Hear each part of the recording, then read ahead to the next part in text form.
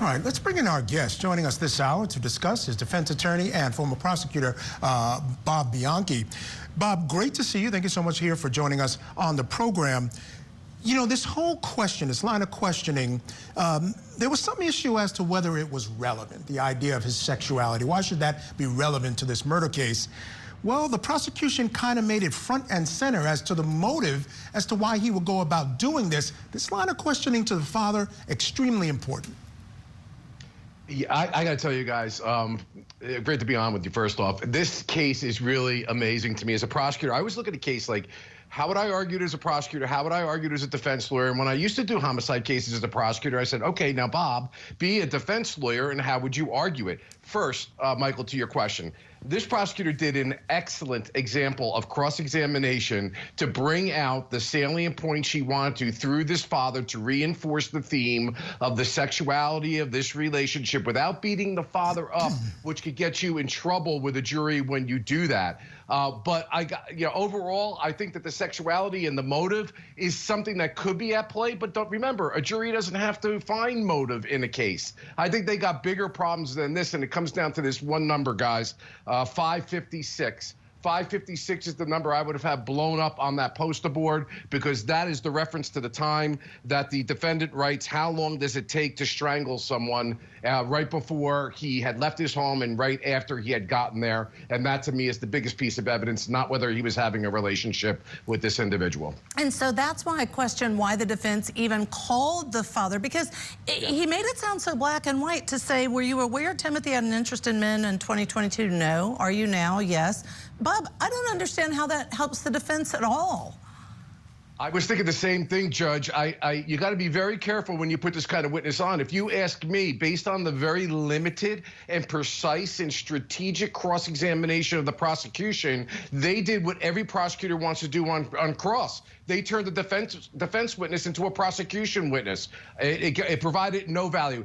Look, a defense lawyer should know that this kind of testimony could backfire, especially knowing that they're going to bring out the prosecution that he comes from a conservative background, a religious background, and that he didn't want to be outed. They know that's coming down the pike. But I guess the defendant and the defense lawyer felt that there was going to be some value to the testimony. I think we would all agree at the end of the day, the prosecutor flipped the tables on that one. Yeah, no question about it. It was a rough one, but he did try to save the day, saying that, in fact, he has dealt with other gay members of the church and treated them just like everybody else. Yeah. So, you know, I think he kind of jumped in and tried to save it, but I don't know if he made it. Joining us to discuss still, defense attorney, former head prosecutor Bob Bianchi.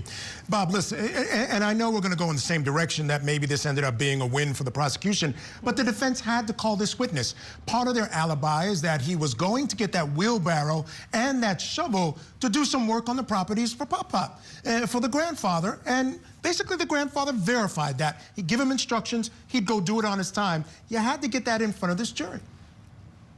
Well, Michael, you know, they say sometimes you have to dance with the one you brought, you know, so you don't have much else. Yeah, that witness may be able to give you some of that testimony, but here's a witness that took a Fifth Amendment, refused to cooperate with law enforcement authorities, didn't know that the grandson had some of these little quote unquote dark secrets. Again, the prosecution brought out the motive. And so now you got to also put into context here, they have a plethora of cell phone data and texts and communications going back and forth between these people, going back to what I said before. It all comes down to 556, knowing that the victim is going to be coming over to his home. The defendant is searching, how long does it take to strangle someone? So, yeah, I mean, I guess they had to put them on the stand, but I just don't think that they were the home run that's going to get them over the hurdle. I think it's better to concentrate on, like I've had in real life, people have been murdered, and other people take wheelbarrows and shovels and put them in plastic bags and dump them in rivers and bury them, but they weren't the person who actually committed the murder. Yeah, fair enough, but, you know, I still see it, you know, a conviction by Google search, you know what I mean? I don't know if it's enough. Well, I don't think the Google search is enough, but Bob, I wanted to ask you about the chronological evidence that's been presented, because the reality is, I think if you follow the breadcrumbs as the prosecution has put them out, and they have a picture of the victim leaving his apartment, getting into his car, and then the cars at the apartment belonging to the other, to the defendant, rather, all of these things together, I think, to me, say, Bob, a jury's going to see nobody else could have done it.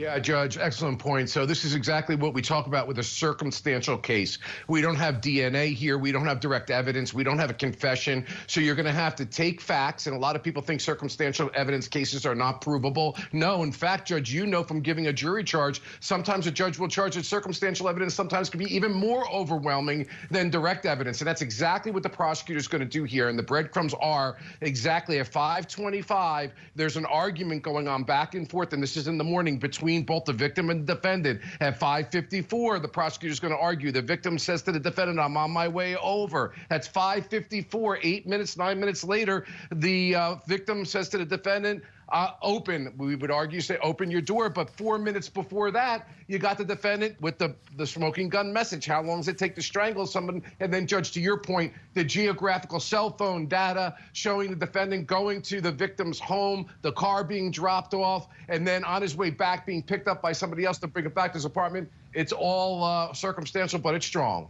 And there's our former prosecutor laying out the case. Bob Bianchi, we always love having you. Thank you so much for joining us both tonight. All right, Bob, we'll see you again soon. Folks, stick